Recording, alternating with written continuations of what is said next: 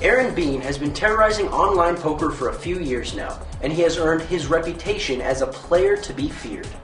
Bean has earned almost $300,000 in winnings this year from Online Player of the Year qualified tournaments in 2007 alone. Those winnings include 2 wins in $1,000 buy-in events, which are notorious for incredibly stacked fields, and a win in the PokerStars Wednesday 150 Grand. He has made 8 OPOY qualified final tables aside from those 3 wins and has pushed himself into the top 25 spots of the OPOY leaderboard as the year comes to a close. Aaron Bean is in Vegas right now to play in the 5 Diamond World Poker Classic at Bellagio. We have him here with us in our Bellagio suite to talk about what it takes to take down some of the internet's toughest tournaments. All right, well, how you doing today, Aaron? Pretty good. I really like playing at the Bellagio, so I'm glad to be here. Why do you like playing at the Bellagio so much? Well, actually, part of why I like the Bellagio is I would like the Fontana Lounge, which they obviously don't have this time.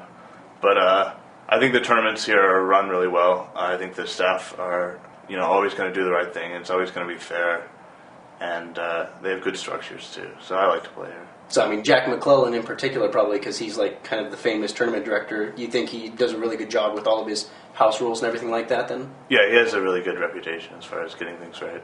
Great. Well, how do you personally go about adapting to players at your table? Well, I guess there's 2 categories of players that I adapt to. There's people that first sit down at the table and it's the first time I played with them.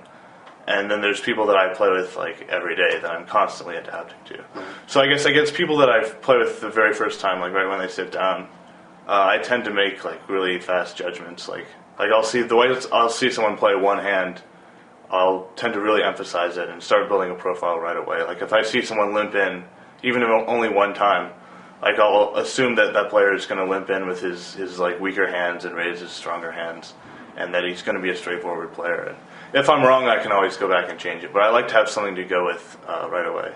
And then against someone that I'm playing with, like week in and week out, there's a lot more stuff that I try and do. I try and focus more on how I'm playing and make sure that I'm playing different hands the same way against him, so he's not getting a read on me and stuff like that. Okay. Well, I was going to say, when you mentioned trying to adapt your play to new people that you've never experienced before, you say that you kind of go with your gut and try to develop a strategy right away. And I think a lot of people would say the reverse of that you don't want to like jump to any conclusions right away. So it's really interesting to hear you say that you really, from the start, try to, even from one hand, try to develop kind of a persona around that player. You don't think that is dangerous? Oh, I think it is. It can be dangerous, and you can end up making mistakes. But I think as long as you're willing to change your opinion about someone, it's better to have some information than none at all. I mean, if you make some kind of read about a guy based on 1 or 2 hands, and you're only 60% sure that you're beat, well, you should still fold a lot of the time, because 60% is a pretty good chance that you're beat. You don't have to be right 100% when you're playing poker. Right. Well, how hard is it to adapt your play in a hand when there's 2 people in the pot as well, and they have vastly different playing styles? Well, it can be difficult sometimes because you're not sure how the second and the third player in the hand will react with each other and interact with each other. But a lot of times you can actually use it to your advantage. Like I've been in situations where like a player will bet, and I think he's like betting with a real weak hand or bluffing or something because there's a really loose kind of wild player in the hand, and there's also a really tight solid player in the hand. And if I throw in a call really confidently and act really strong while I call his bet, I can sometimes bluff out the other player just by calling. Well, and you're talking specifically live poker right now, then, because you're saying you call confidently, but you can't really call confidently online, can you? Yeah, of course online, it's harder to do that. But, you can just by the timing of your call or whatever. And even online, I think you can use one player against another one in a hand. Okay. Well, how many tables do you usually play at once when you're online? It really depends because I like to play tournaments and I don't like to play cash games at the same time. So if there are a lot of tournaments running, I'll try and play the good ones. So I might end up playing like 6 or 8. But I prefer to play more like 4 to 6. And on most days during the week, I'm only playing around 4 or 5 tables. So 4 or 5 tables at once? Yeah. So on Sundays, sometimes, though, it gets pretty hectic. I don't want to skip a tournament where first place is like 50,000, so I end up playing like sometimes 8 or 10 tables. Yeah, that makes sense. Well, if you're playing that many tables at once, is it realistically possible to be able to, like you were saying, make mental notes about every single player based on a single hand and kind of have that all in your brain so that every single hand that comes up, you can judge every single player and how they've been playing? Well, I mean, with 10 tables, I think sometimes the smaller tournaments I do tend to neglect. But I think even like 3 or 4 tables, it's really not.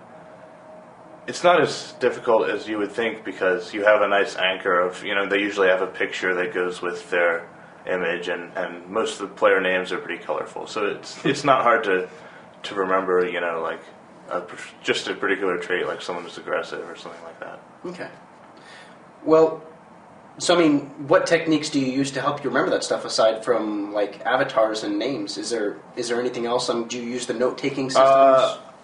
I will sometimes in the I guess like the Stars Million and tournaments like that, where it's like just a constant turnover of people that you've never played before, just random people from Europe and stuff that are playing. I do take notes against that. When I'm playing like the daily tournaments, I feel like I've played with everyone for over a year now, and I don't really need to take notes anymore. I have a pretty good understanding of how all the regulars play. Okay. Well, you've been playing poker online for a little bit more than 2 years, is that correct?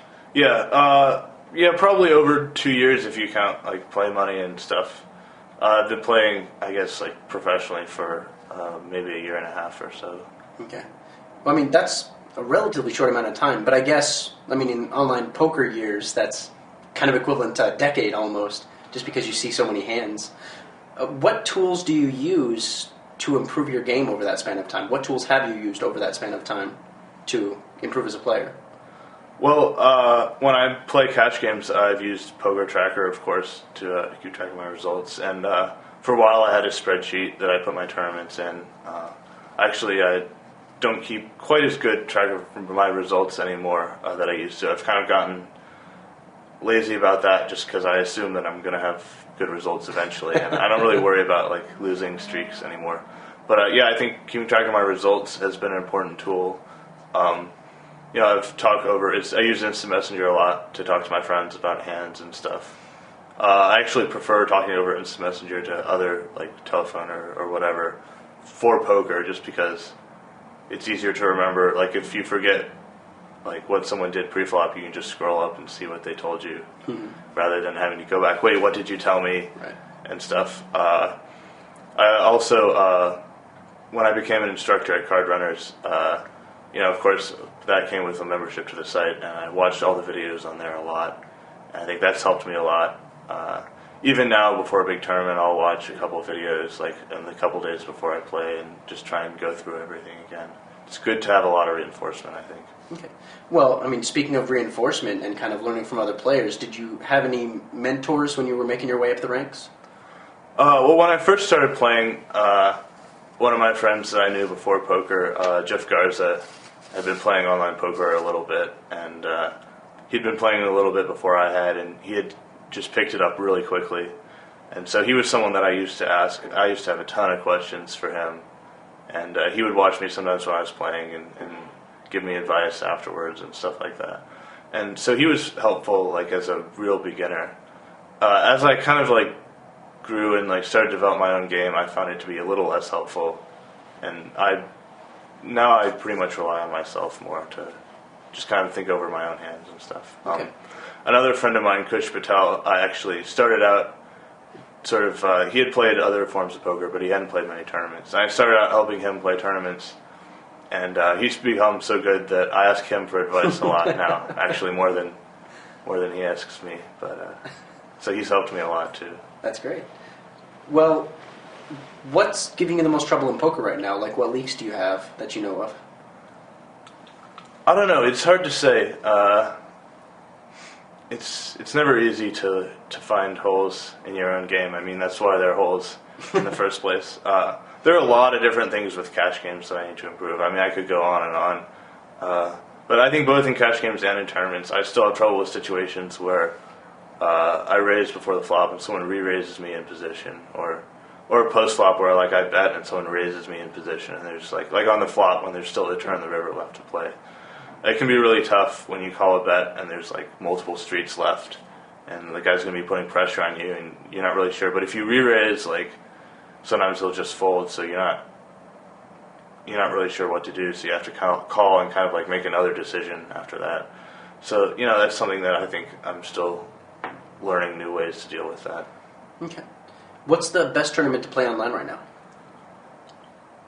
That's a good question. There really aren't any tournaments that I'd say I'm entirely happy with. Both the 1Ks have some problems with their structure. How so? The Stars would probably be the best tournament to play right now. The Stars Super Tuesday. But there's kind of like a middle to early stage where like the antes haven't kicked in yet, but the blinds go up really fast and the stacks get really high. And like it tends to be just like a lot of like pre-flop poker and like a lot of all-ins and stuff. I think Poker Stars need to work on fixing that. And Full Tilt actually has fixed that stage of their 1K tournament. But the problem with theirs is the final table is really bad as far as like the old WPTs used to be. Like the blinds go really high. Which is probably the most important part. Yeah, and to me that's even worse. Like Stars at least it's early on, but Full Tilt it's like right when each person that busts out is an extra 20K, and right. The way people are busting out is going all in for 6 big blinds. So I think the poker sites need to work on that. Right now what they tend to do is add in more blind levels in between like 100, 200, and 200, 400. They'll add like 150, 300 level, which doesn't, it helps, but the real way to improve things is to make the levels longer. And they need to be willing to just make 20 and 30 minute levels at online tournaments. Well, you say that the 1K tournaments are probably the best tournaments out there right now, but wouldn't it also follow that since the buy-in is so high, you're basically guaranteed to be playing against an incredibly stacked, incredibly talented field? So wouldn't that detract from it a little bit, knowing that pretty much everyone that's playing is going to be some kind of superstar? Oh, I wouldn't say that at all. There's a lot. Well, first of all, there's a lot of satellites. That's true. And satellites I think are pretty much like the most important thing in poker today, as far as like keeping the poker economy going. And they're just so good for poker, and they're really great online, especially when people like casual players can just play like a $10 or $20 tournament, and then they get in like a 1K buy-in, which is already like a big buy-in for them. And then like when they're at the final table, like the money is just so huge that they're going to be making a lot of mistakes because they're nervous about that. Well, actually, speaking of kind of newbie mistakes, what do you think is the most fundamental mistake that most people are making in these huge field tournaments like the Sunday Million or anything with 800 plus entrants?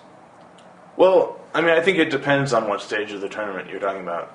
Like early stages. Okay, like early stages, you see a lot of people. They're playing too many hands in early position and not really enough hands in late position, and they're also playing the wrong kinds of hands. Like they're like limping in with hands like Ace 10 offsuit, which aren't really going to be that useful when you're deep stacked, and they're maybe folding hands like 7-8 suited that have a lot more potential, and then like later on there are different leagues. But I think early that's the big thing is they're not really approaching the game like considering what they're going to do on later streets and how it's deep stacked. Well, so then, in your role, what is the best way to exploit something like that? Well, I think the best way to exploit someone who's too loose pre-flop is to raise them in position. We teach a whole lot of that at Card Runners, especially a lot of the early videos that Taylor did. Taylor KB, Green Plastic, really sort of created this style where you raise even weak hands or suited connectors like on the button or like in position against people that just limp in. And that just kind of sets you up for the rest of the hand to have the initiative and bet the flop, and like it sets up bluffs later on.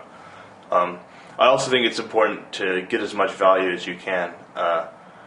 Weak players tend to call down a lot, and they're not going to be making very many big folds against you. So, if you have a hand like even just top pair, top kicker or something, you can really bet every street and get a lot of value when they're calling with like a weaker kicker, and they're not going to realize that their kicker isn't good. Right.